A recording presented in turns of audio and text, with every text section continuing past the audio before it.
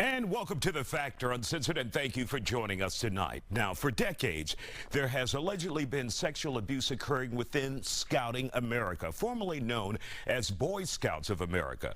A man tasked with unveiling the pattern of sexual abuse within the ranks says he was faced with multiple hurdles from within the organization. He is now one of the individuals featured in the next Netflix Emmy-nominated documentary, Scouts Honor. We did reach out to Scouting America, and we will have their response at the end of this interview. And joining us on The Factor Uncensored tonight, we have with us Detective Mike Johnson. He is the former Youth Protection Director at the Boy Scouts of America. He started there in 2010, and you exited when, Mike? Well, I was asked to leave in late November, December of 2020. For what reason did they ask you to leave? Multiple reasons. Primarily, I would not agree to go national and say that the Boy Scouts of America, now Scouting America, now is safe. I refused to go out nationally and say that, and that very much upset them. I was also doing some other internal things to put more focus on the lack of commitment to keeping kids in the program safe. And of course, it was your job. You are also a law enforcement officer at your core, but it was your job with Boy Scouts of America to put into place policies and procedures that would protect children. But your appearance in the Netflix documentary Scouts Honor shows you were met with roadblocks. Both direct roadblocks as well as broader within the Boy Scouts of America. Now let me say, scouting at the scout level where the kids are interacting is a wonderful program. I mean, if anybody sees it, it's admirable. But I was at the national headquarters here in Irving, Texas, and that's where I was meeting roadblocks, both from my direct supervisor, the general counsel, as well as national leadership. And so give us an example where you were met with a roadblock, where you didn't feel like you could do your job. Obviously, in the documentary, you talked about wanting people to show their ID when they volunteered, and you were met with pushback on that as well. Some things are just sort of common sense. It doesn't require an expert in the field to realize. I mean, when you or I go to the grocery store, use our credit card, we show our ID. When we get on an airplane, we have to show our ID to ensure that that's the right person. The Boy Scouts of America, and it's one of the first things I did when I got there, when I realized that does not require anyone volunteering. Keep in mind the access and opportunity they're granted to take kids scouting and be in leadership positions over them.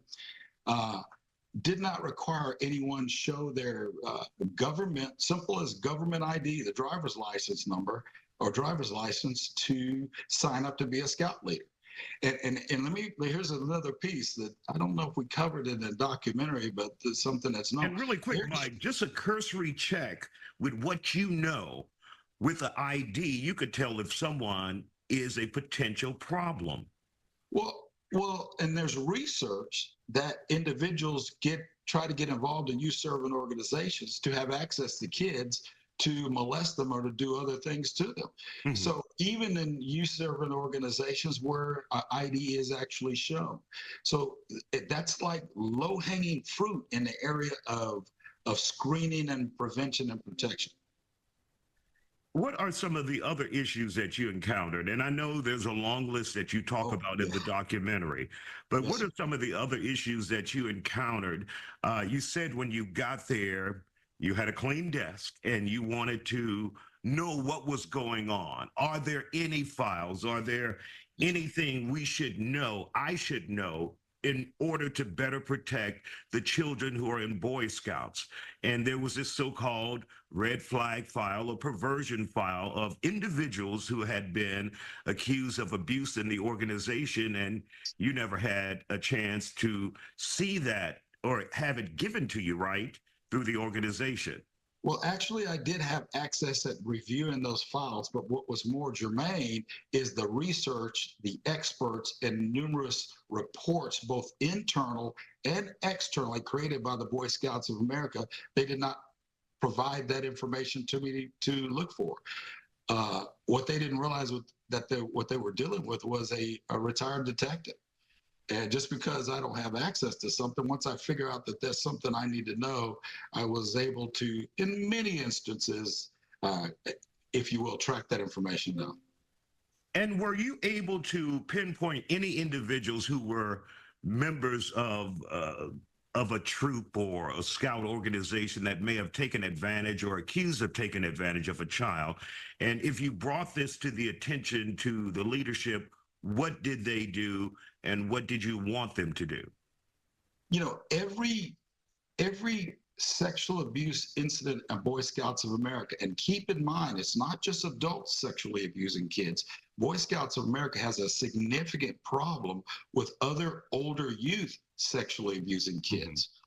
And so every incident beyond the perversion files, if you look into what and how that happened, those details of what happened, it informs me or somebody in my position in how to protect and what we need to do to protect youth. So, you know, whether it's creation of policies or whether it's procedural and whether it's something as simple as reporting to law enforcement, I found major gaps all throughout the program, and those are the things that I was attacking. Welcome back to The Factor Uncensored. Leaders at Boy Scouts changed its name to Scouting America a year after a $2.4 billion bankruptcy plan took effect. Now, the plan allowed the Boy Scouts to keep running while compensating more than 80,000 people who say they were sexually abused as children while in the Scouts. Now, the name change came with the company's rebrand as they now allow women or girls to join the organization. The sex abuse scandal is featured in the Netflix documentary Scouts Honor. What about the process of if you realize a child was being abused on your watch when you worked at the Boy Scouts and you wanted to report it to law enforcement, police, where you met with resistance there? Oh my! I had arguments, no plural, with the General Counsel of Boy Scouts of America, who toward the end of his career there, and he's featured in the documentary about what needed to be reported to the police. You guys had a disagreement in the documentary about that. But butting heads, and it was interesting. And keep in mind, I'm free from the organization now, so I feel much better. But while I was working there, I reported to him directly. So that was my boss. And I had numerous arguments about him on individual incidences, cases, if you will, in Boy Scouts that needed to be reported to the police. And also the broader issue of ensuring that individuals were reported to the police, law enforcement, not just handled, quote, internally with internal investigations at the Boy Scouts of America, which still goes on today.